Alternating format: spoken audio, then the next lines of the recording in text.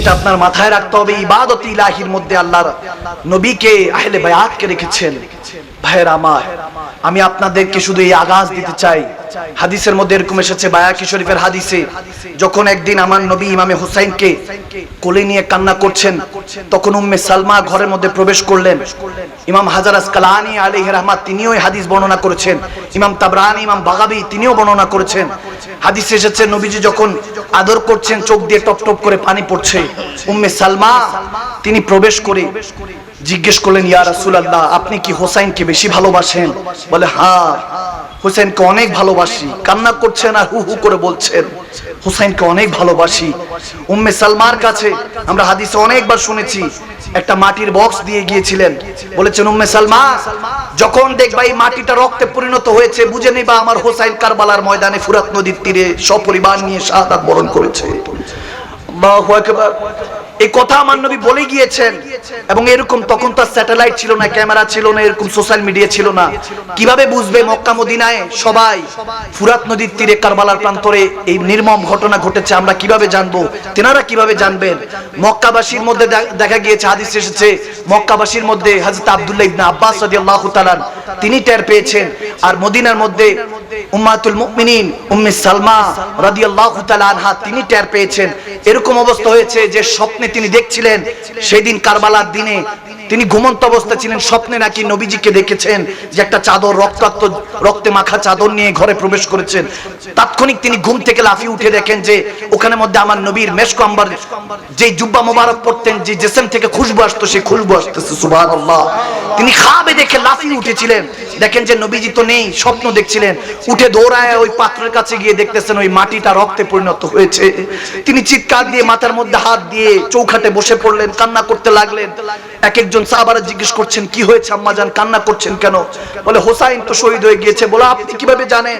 বলে, আমার নবী এটাই এই পাত্রটা দিয়ে গিয়েছিল, যেটা যদি মাটি থেকে রক্তে পরিণত হয় তাহলে ইমামে হুসাইন শাহাদাত বরণ করবে, এটা বলে গিয়েছিল। দেখেন, এরকম হাদিসে এসেছে যে 11 জন উম্মাতুল মুমিনা ছিলেন, আম্মাজান কেবলা 11 জন ছিলেন নবীজির স্ত্রীগণ। কিন্তু মা আয়েশা সিদ্দিকা থেকে শুরু করে হযরতে খাতুনে জান্নাতের আম্মাজান খাজদুল কুবরা থেকে শুরু করে কেউই বেঁচে ছিলেন না, শুধু একমাত্র উম্মে সালমা বেঁচে ছিলেন শেষ পর্যন্ত, যখন ইমামে হুসাইন কারবালার ময়দানে শাহাদাত বরণ করেছেন। দেখেন ভাইরা আমার, আমি শুধু এতটুকু আগাজ দিতে চাই যে আমার নবী নওয়াসারা এমন ভাবে দুনিয়াকে তাক দিয়েছেন। হাদিসের মধ্যে এরকম এসেছে, যখন ছোট আলী আসগরকে আমার নবী নওয়াসাকে যখন ইমামে হুসাইন সামনে নিয়ে গিয়েছে ইয়াজিদ বক্তের কাছে, দলদের কাছে, যে একটু পানির ব্যবস্থা করো, পানি দাও। আম্মা জানরা বলতেছে, বাচ্চার দিকে তাকিয়ে হয়তো বা পানি দিতে পারি, একটু বাচ্চাকে নিয়ে যান। 6 মাসের শিশুকে তীর দিয়ে শহীদ করেছে। একটাবার চিন্তা করুন, আমাদের তো ছোট ছোট বাচ্চা আছে। নবীর আওলাদ 60 বছরও যায় নাই, এখনো 60 ইয়ার্স, 60 বছরও যায় নাই। নবীজি কালমার দাওয়াত দিয়েছে, নামাজ দিয়েছে, হজ যাকাত ইবাদত বান্দেগী দিয়েছে। সন্তান মা বাবাকে ভালোবাসবে, মা বাবা সন্তানকে ভালোবাসবে, স্বামী তার স্ত্রীকে ভালোবাসবে। এই নৈতিকতা, এই ঈমান, এই ইনসানিয়তের দুনিয়া কায়েম করেছে। 60টা বছরও হয় নাই। নবী পরিবারের উপরে এইভাবে জুলুম হয়েছে, আমার নবীর আওলাদরা এইভাবে জুলুমের শিকার হয়েছেন। আল্লাহু আকবার। যখন ইমামে হোসাইন দেখলেন ইমাম আলী আসগর ছোট 6 মাসের দুধের বাচ্চা শাহাদাত বরণ করলেন, উফ বলার সুযোগ পেলেন না। আমার ইমামে হোসাইন ওই রক্ত আল্লাহর দরবারে ভাবে হাত তুলে দেখালেন, আল্লাহ, তোমার নবীর উম্মত, তোমার নবীর আওলাদ, যে নবীকে না সৃষ্টি করলো আল্লাহ কিছু সৃষ্টি করত না, সেই আওলাদে রাসূলকে এভাবে শাহাদাত বরণ করলো, রক্ত তোমার সাক্ষী রাখো। উম্মতকে আল্লাহ ক্ষমা করে দিও, উম্মতকে ক্ষমা করে দিও। উম্মতের ক্ষমার জন্য আওলাদে রাসূলুল্লাহ শাহাদাত বরণ করেছেন। আমি শুধু এতটুকু আগাজ দিতে চাই, ভাইয়েরা আমার, সময় অনেক কম, সময় শেষের দিকে। আমি আপনাদেরকে বারবার বলছি কথাটা, এই মেহফিলগুলি আর সাজবে না। যুবক, কতজন তোমাকে আপন বলে, তুমি যদি টাকা পকেটে না রাখো, তোমার এই আপনরাও তোমাকে দাফন করতে দেরি হবে না। তুমি আজকে মারা গেলে তুমি ভাবছো তোমার জন্য দুনিয়া ওয়েট করবে, না না, এই দুনিয়া কখনো ওয়েট করবে না। মৃত্যু সবাইকে জানিয়ে দেয় যে এই দুনিয়ার আপনজন আজকে আছে কালকে নাই। একটা গর্তে তোমাকে পুঁতে আসবে, যার জন্য অট্টালিকা তৈরি করছেন, আল্লাহ রাসূলের সাথে নাফরমানি করছেন। আপনি কি মনে করছেন আপনি নামাজ পড়ছেন না, আপনি আল্লাহর সম্মুখীন দাঁড়াচ্ছেন না? না, আল্লাহ আপনাকে তৌফিকই দেয়নি আল্লাহর সামনে আপনাকে দাঁড় হবার। আপনি এতটুকু এখনো বুঝতেছেন না। হেদায়েতের কথা আপনার কাছে এখন ভালো লাগে না। আপনার যদি হেদায়েতের কথা না ভালো লাগে, বুঝতে পারবেন আপনার উপর খাস রহমত নেই, ঈমান নিবু নিবু অবস্থায়। কিন্তু বান্দা যদি আপনার কথা, আমার এই কথাগুলি যদি আপনার হৃদয় পর্যন্ত পৌঁছায়, বুঝতে পারবেন এখনো আমার আল্লাহ আপনার কাছে কিছু চায়, যে বান্দা ফিরে আসুক, আমার কাছে ফিরে আসুক।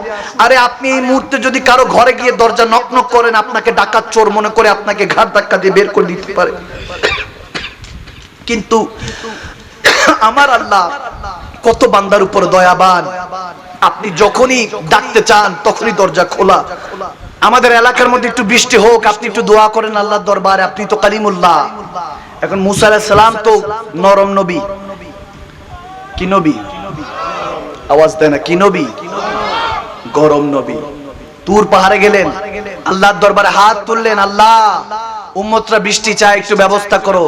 আল্লাহ বলতেছেন আপনার উম্মতের এই যারা ফরিয়াদ নিয়ে আসছে তাদের মধ্যে একজন ব্যক্তি আছে যে 40 বছর ধরে নাফরমান। নাউজুবিল্লাহ। আমি আল্লাহর নাফরমান, দাদাত সে গুনাহ করে, মনে করে কেউ দেখে না, কিন্তু আমি আল্লাহ তো দেখে ফেলি, ঠিক কি না? আমি আল্লাহ তো দেখে ফেলি। তাকে বলেন সে ভুল স্বীকার করতে, তওবা করতে। সে যদি স্বীকারোক্তি দেয়, তাহলে আমি আসমান থেকে রহমতের বৃষ্টি নাজিল করব। সুবহানাল্লাহ। মুসা কালিমুল্লাহ গেল, গিয়ে গরম নবী ডাক দিল, এই উম্মত, এখানে মধ্যে নাকি তোমাদের মধ্যে একজন আছে নাফরমান। কে সেই নাফরমান? দাঁড়াও, তোমার জন্য রহমতের বৃষ্টি আটকে আছে, দাঁড়াও। দাঁড়াতে যখন বলল, কেউ তো দাঁড়ায় না।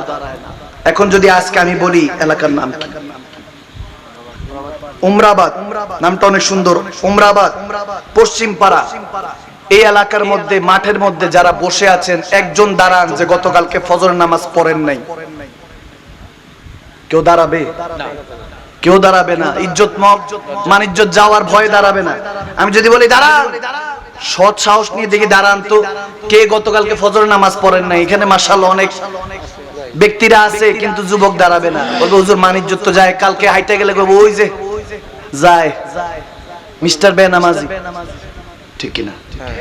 ভয় কেউ দাঁড়াবে না।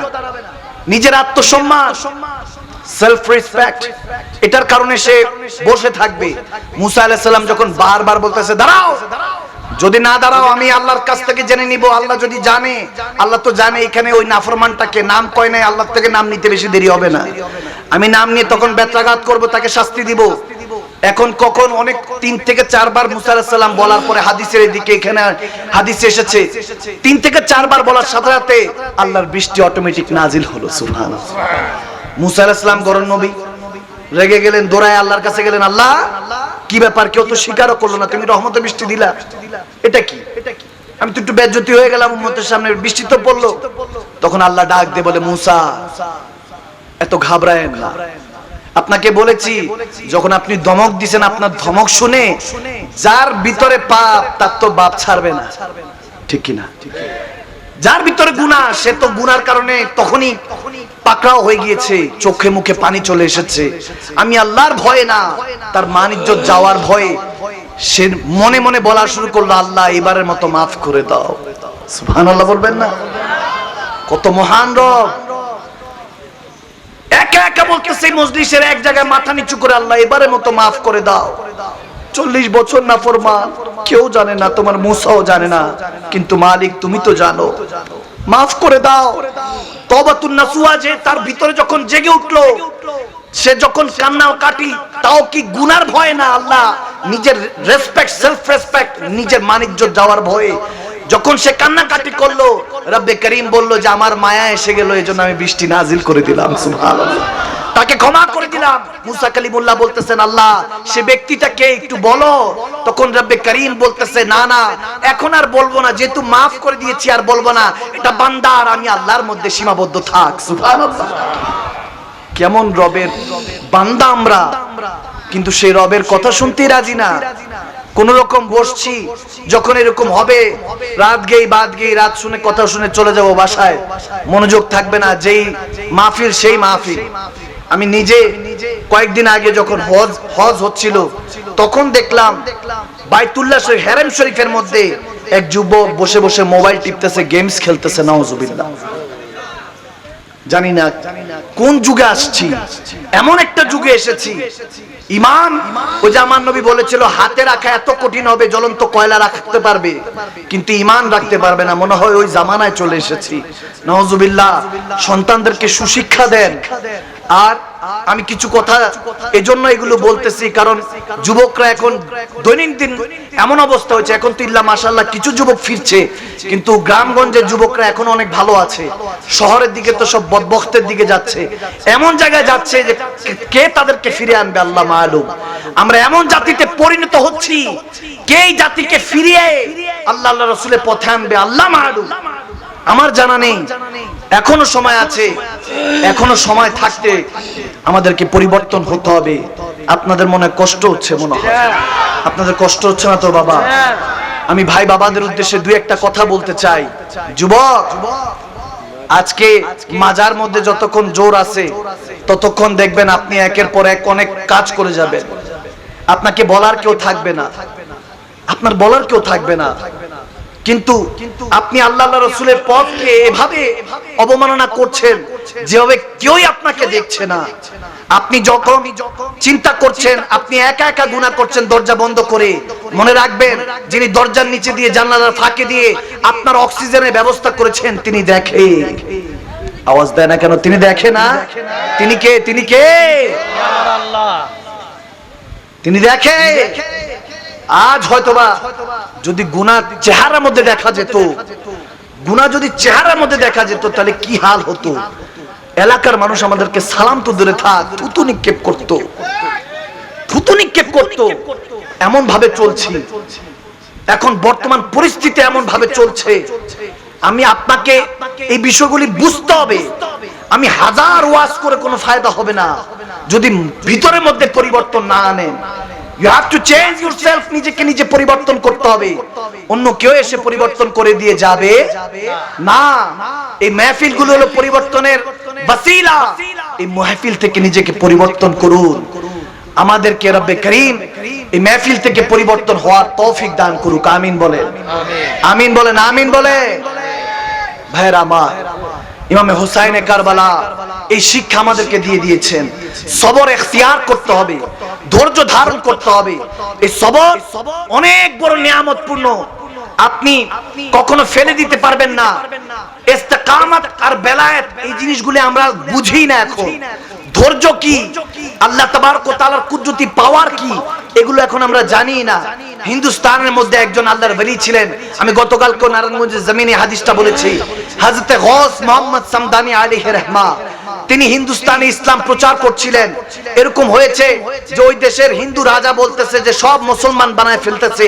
প্রজাকে 500 প্রজা নিযুক্ত করলো যে তাকে এই হিন্দুস্তান থেকে বের করে দাও।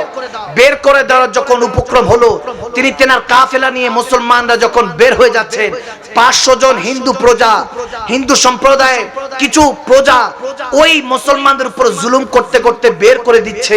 তিনি এতক্ষণ ধরে সবর ধরলেন, ধৈর্য ধারণ করলেন, আল্লাহ রেজামন্দির মধ্যে নিজের রেজামন্দি তালাশ করলেন। কিন্তু হিন্দুস্তান ক্রস করার পরে হাদিসে এরকম এসেছে যে তেনার উপরে ওই 500 কাফেলা চিন্তা করলেন লুট করার জন্য আক্রমণ করে দেই। কার কাছে নালিশ করবে? রাজা তো পিছনে পড়ে আছে হিন্দুস্তানে, হিন্দুস্তান থেকে ইন্ডিয়া থেকে বের করে দিচ্ছে।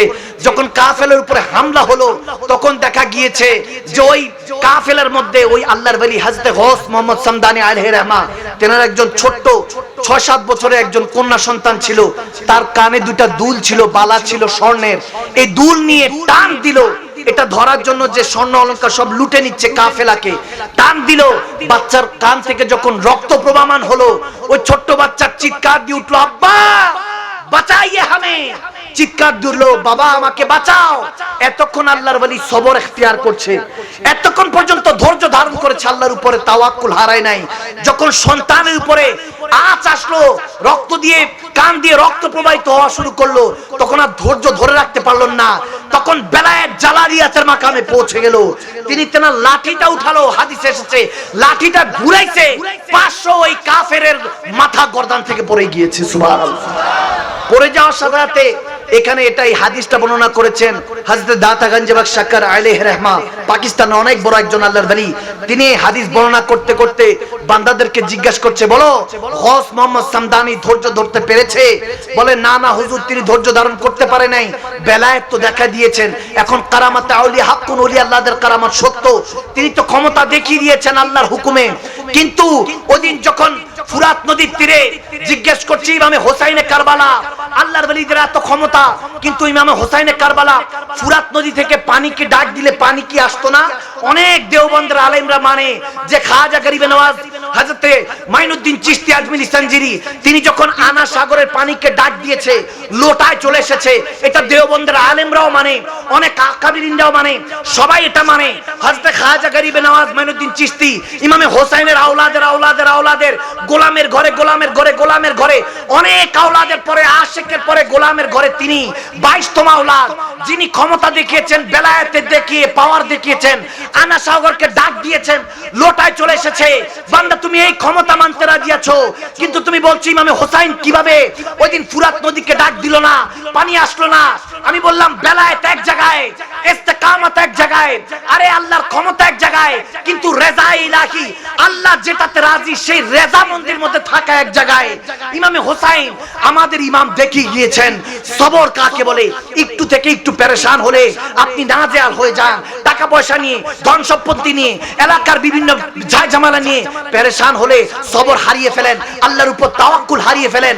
ওইদিন ইমামে হোসাইনে কারবালা লাখতের জিগার কলিজার টুকরা নবীর আওলাদরা কুরবান হচ্ছে, কিন্তু ইমামে হোসাইন উফ পর্যন্ত করেন নাই। আল্লাহর জন্য তিনি ধৈর্য ধারণ করেছেন আল্লাহর রেজামন্দিতে। নানা জানের কথা অনুযায়ী তিনি ধৈর্য ধারণ করা শিখিয়েছেন বান্দাকে, যে বান্দা যে কোনো পরিস্থিতিতে ধৈর্য ধারণ করো, ইস্তেকামত রাখো, ধৈর্য রাখো, কারণ ইন্নাল্লাহা মা'আস সাবিরিন, ধৈর্যশীলের সাথে নিশ্চয়ই আমার আল্লাহ থাকে। দেখেন নামাজি ওই দিন দুই দল ছিল, নামাজি ছিল, সুবহান রাব্বিল আলা পড়নেওয়ালাও ছিল, রোজাদার দুই দলের মধ্যে ছিল, দোনো দলের মধ্যে হজকারী ছিল, যাকাত দায়নেওয়ালা ছিল, কলমা শরীফ পড়নেওয়ালা দোনো দলে ছিল, হোসাইনিও ছিল, ইয়াজিদিও ছিল। কিন্তু আমার আল্লাহকে ডাক দিতেছে, আল্লাহ তুমি কোন দলে আছো? রব্বে করিম ডাক দিয়ে বলে ইন্নাল্লাহা মা'আস সাবিরিন, আমি ধৈর্যশীলদের সাথে থাকি। বুঝা গেল ওইদিন ইমামে হোসাইনের সাথে আমার আল্লাহ ছিলেন, আর তিনি এই জন্যই পরীক্ষা দিয়েছেন। বলছো ইমামে হোসাইনের উপরে আল্লাহ তলোয়ার কিভাবে চালাতে লাগলেন? ইসমাইল জবিউল্লাহর কথা খেয়াল করেন, ইব্রাহিম খলিলুল্লাহর উপরে যখন ইমতিহান এসেছে, আপনি 10ই জিলহজ আপনি কোরবানি দিয়ে এসেছো, গরুর গোশত খেয়ে এখনো তাগড়া হয়ে যাচ্ছেন। আপনি এতটুকু চিন্তা করেন না যে ওই দিন যদি ইসমাইল জবিউল্লাহ তলোয়ারের নিচে শাহাদাত বরণ করতেন, ইব্রাহিম খলিলুল্লাহর কথা অনুযায়ী যদি ইমতিহান ইলাহিতে ইসমাইল জবিউল্লাহ নিজেকে কোরবান করে দিতেন, তাহলে আজকে প্রত্যেকটা অলিগলিতে 10ই জিলহজ তার প্রত্যেক বাবা তার সন্তানকে জবাই দিতে হতো। এই অবস্থা একটাবার চিন্তা করেন, মানজার এলাকার মধ্যে রক্তাক্ত হয়ে আছে সন্তানের রক্ত দিয়ে, এটা ফরজ করে দেওয়া হতো। কিন্তু রব্বে কারীম এটা চান নাই। জিজ্ঞেস করতে পারেন যে হযরত ইব্রাহিম খলিলুল্লাহ ইসমাইল জবিউল্লাহর উপর যখন তলোয়ার চালিয়েছে, আল্লাহ জান্নাত থেকে দুম্বার ব্যবস্থা করে দিল, কিন্তু ইমামে হোসাইনে কারবালা যিনি নাতি হন ইব্রাহিম আলাইহিস সালাম, ইসমাইল আলাইহিস সালামের নাতি ইমাম হোসাইন, আমার নবী তেনাদের দাদা হলো ইব্রাহিম খলিলুল্লাহ ইসমাইল জবিউল্লাহ, দাদার উপরে তলোয়ার চললো না, নাতির উপরে কেন তলোয়ার চালালেন আল্লাহ? তাহলে শুনে রাখেন, আজকে কুমিল্লার হোমদার মানুষরা, ভালো মতো ওমরাবাদের এই মানুষরা, মুসলমানরা কান খুলে শুনে রাখেন, আল্লাহর ইজ্জতের কসম করে দিয়ে আমি মাদানী সাহেব বলে দিয়ে যাচ্ছি, যার কবজায় আমি মাকদুম শাহ মাদানীর রূহ আছে, যিনি চাইলে এই মুতাজ আলাইহিস সালামকে পাঠিয়ে আমার রূহ কবজ করতে পারেন। কালেমা তাইয়্যিবা আমি পড়ছি, লা ইলাহা ইল্লাল্লাহ মুহাম্মাদুর রাসূলুল্লাহ, কালেমা তার জন্য হারাম হবে, জান্নাত তার জন্য হারাম হবে। এই কথা আমি বলে দিয়ে যাচ্ছি। ওদিন ইসমাইল জবিউল্লাহর উপরে তলোয়ার এই জন্য চলে নাই, কারণ তেনার পেশানিতে নূরে মুহাম্মাদি ছিল, আমার নবী নূর মুবারক ছিল, এজন্য আল্লাহ তলোয়ার চালে নাই যে নূরে মুহাম্মাদিকে জিন্দা রাখতে হবে। আর ইমামে হোসাইনকে এজন্য তলোয়ার নিচে চালিয়ে দিয়েছে দিয়েছেন, কুরবান করে দিয়েছেন, কারণ আমার ইমামে হোসেনের মাধ্যমে দ্বীন মুহাম্মাদীকে জিন্দা রাখতে চেয়েছেন। সুবহানাল্লাহ। শাস্ত হুসাইন, বাদশাহ আস্ত হুসাইন, দি আস্ত হুসাইন, দি পানা আস্ত হুসাইন, सरदा दनादा दरदस्त दरदस्त यजीद हक्का के बिनाए ला इलाहा अस्त हुसैन कत्ल हुसैन मर्गे यजीद है इस्लाम जिंदा होता है हर करबला के बाद। सुन लीजिए गौर से कुमिल्लाबासी, आप लोग से खिताबत कर रहा हूँ, ये नींद उड़ाइए, आंखों में पानी फेंकिए, पानी डालिए। जिंदा रहना है, आबाद रहना है तो हुसैनी बनिए। अपना एखोनो समय आछे, हुसैनी हन, हुसैनी मुसलमान हन, मोहब्बते रसूल दिए दिले दुनियाके आबाद करें। আপনি কি মনে করছেন আপনি আজকে মারা যাবেন, আপনার জন্য দুনিয়া বসে থাকবে? না না, মৃত্যু ফেরাউনেরও এসেছে, তাই এই দুনিয়ার মধ্যে শাসনতন্ত্র কায়েম করতে পারে নাই। আজকে জোর আছে, মানুষের উপরে আপনি জুলুম করেন, দ্রব্যমূল্যের দাম বাড়িয়ে দেন, আপনি মানুষের জোর যার মূল্য তার মানুষের উপরে অপমান করেন। আরে নিম্নবর্তী এবং যারা মধ্যবর্তী এবং মধ্যবর্তীর মধ্যে যারা নিম্নবর্তী, তারা ফ্যামিলিরা মানুষের কাছে হাতও পাততে পারে না, অভাবে মানুষের কাছে হাতও পাততে পারে না, তাদের খাবার আজকে আপনি ছিনিয়ে নিচ্ছেন, দ্রব্যমূল্যের দাম আপনি বাড়িয়ে দিচ্ছেন।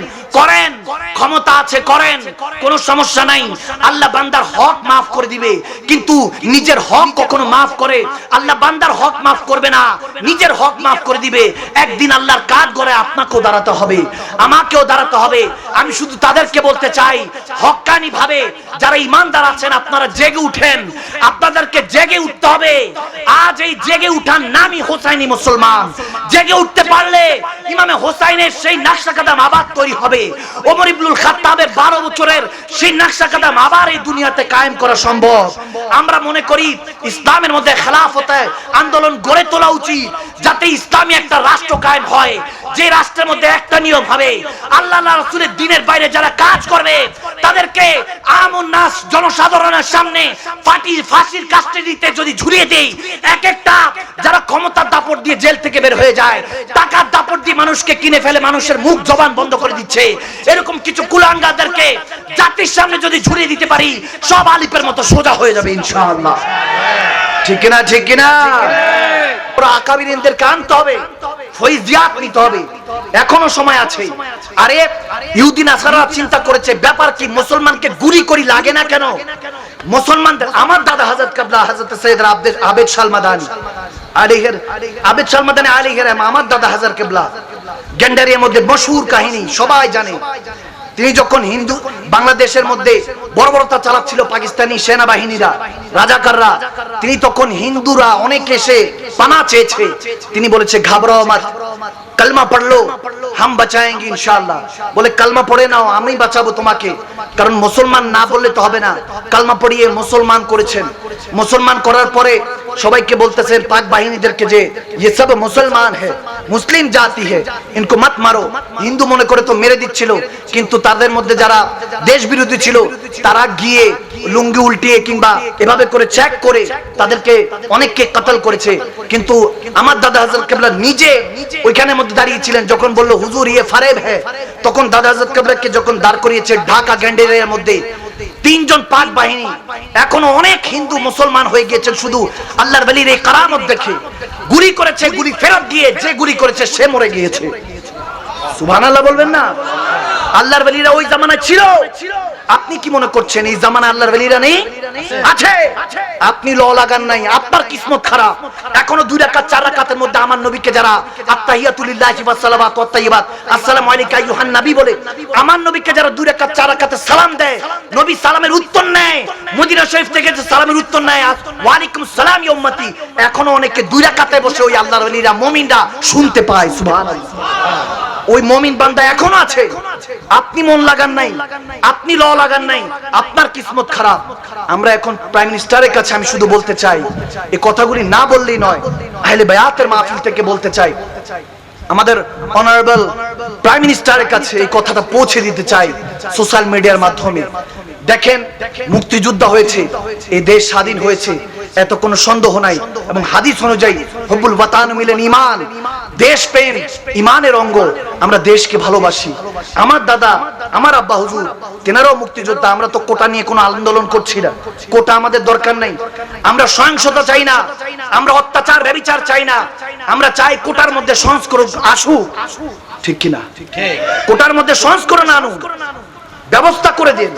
কেন কলিজা খালি করছেন, মায়ের বুকগুলি খালি করছেন? এরা ভবিষ্যৎ, এদের পড়ালেখা যদি আপনি বিঘ্ন করেন, এরা হল থেকে বেরোয় এখন রাস্তার মধ্যে তারা মারপিট খাচ্ছে, মারামারি হচ্ছে, এগুলো রক্তাক্ত হচ্ছে। আজকে সোশ্যাল মিডিয়া বন্ধ হয়ে আছে, লাইন বন্ধ, আপনারা চেক করেন। এরকমই একদিন সময় আসবে যখন কিয়ামতের আলামত হবে, সমস্ত কিছু ধ্বংস হয়ে যাবে, তখন এই টেকনোলজি কিছুই কাজে আসবে না, কোনো টাকা পয়সা কাজে আসবে না। আপনি কি দেখেন নাই করোনার মধ্যে কোটি কোটি বিলিয়ন ট্রিলিয়ন টাকার মালিক হসপিটালে পড়েছিল, আমি নিজে সাক্ষী। সে তার কত কোটি টাকা আছে নিজেও জানে না, বিলিয়ন ট্রিলিয়ন, কয়েকটা চপার আছে, হেলিকপ্টার আছে, প্রাইভেট জেট আছে, দেশ থেকে বের হতে পারে না করোনার কারণে। সে হসপিটালে ডক্টরের হাত ধরে বলছে আমাকে বাঁচান, আমার অর্ধেক সম্পত্তি তোমার নামে লিখে দিব, ডাক্তার আমাকে বাঁচাও। ডাক্তার যখন বলতেছে কোনো আইসোলেশনে রেখেছে, কোনোভাবে বাঁচার সম্ভাবনা নাই, হাত ধরে বলেছে আমার সয় সম্পত্তি পুরোটা তোমার নামে লিখে দিব, বাঁচাও। ওদিন টাকা ক্ষমতা কোনো কিছুই, এত ব্যবস্থা থাকার কারণেও করোনা থেকে তাকে বাঁচাতে পারলো না। কিছু বছর আগেই তো মৃত্যুর মিছিল গিয়েছে, ভুলে গিয়েছি আমরা?